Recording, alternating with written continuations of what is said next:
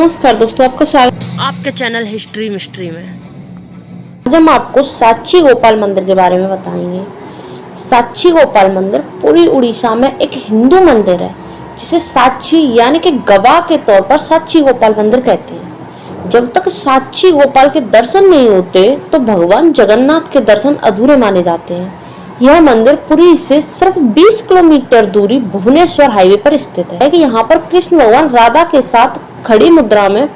मान्यता के अनुसार यहाँ भगवान कृष्ण स्वयं एक प्रेमी जोड़ा के पक्ष में गवाही देने आए थे।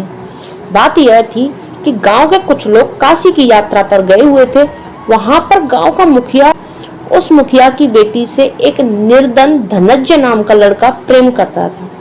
मुखिया सिर्फ निर्धनता के कारण उसे पसंद नहीं करता था। अचानक रास्ते में मुखिया की तबीयत खराब हो गई तो गांव के लोग उसे वहीं छोड़कर आगे निकल गए। वह निर्धन धनंजय ने ही मुखिया की देखभाल की। तो उस समय मुखिया ने धनंजय से अपनी बेटी के विवाह का वादा कर दिया और वह धनंजय की देखभाल से ठीक हो गया। मगर जब वह गांव पहुंचा तो मुखिया अपने वादे से मुकर गया और बोला कि तेरे पास कोई गवाह है तो ला, मैंने तुझसे कोई वादा नहीं किया। यह सुनकर धनंजय बहुत दुखी हुआ और बोला कि मैं अपने साथ भगवान को लाऊंगा, वही मेरा साक्षी है, क्योंकि वहां पर कोई था ही नहीं। अगर भगवान मेरे साथ नहीं आए तो मैं गांव में लौटकर नहीं आऊंगा। यह कहकर वह गांव से चला जाता है और भगवान जगन्नाथ की दिन रात सेवा करता है। भगवान जगन्नाथ खुश हो जाते हैं और बोलते हैं कि धनंजय, मैं तो मूर्ति हूँ, मैं तो चल नहीं सकता।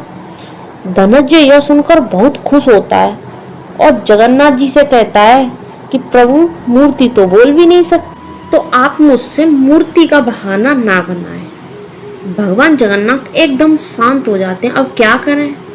बोले ठीक है, लेकिन मेरी एक शर्त है कि मैं चलूंगा गवाह बनकर, लेकिन मैं तुम्हारे पीछे पीछे चलूंगा। अगर आपने मुड़कर देखा तो मैं मूर्ति बन जाऊंगा। धनंजय बोला ठीक है प्रभु, चलो। धनंजय प्रभु को छोटे से रास्ते से लेकर जाता है। प्रभु को भजन सुनाते हुए जब वह अपने गांव की सीमा में अंदर प्रवेश करता है तो धनंजय बोलता है, मगर भगवान नहीं बोलते, ना ही उनके आभूषण की आवाज आती है। तो धनंजय चिंतित हो जाता है कि कहीं प्रभु हैरान होकर विश्राम करने तो नहीं बैठ गए।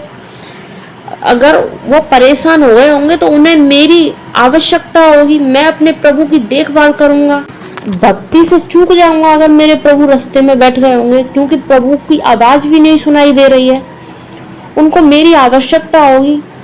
तो धनंजय बोलता है, मुझे माफ करना प्रभु। यह कहकर वो पीछे मुड़कर देख ले। तत्काल भगवान एक खड़ी हुई मूर्ति में बदल जाते हैं और वहां गांव वाले आ जाते हैं।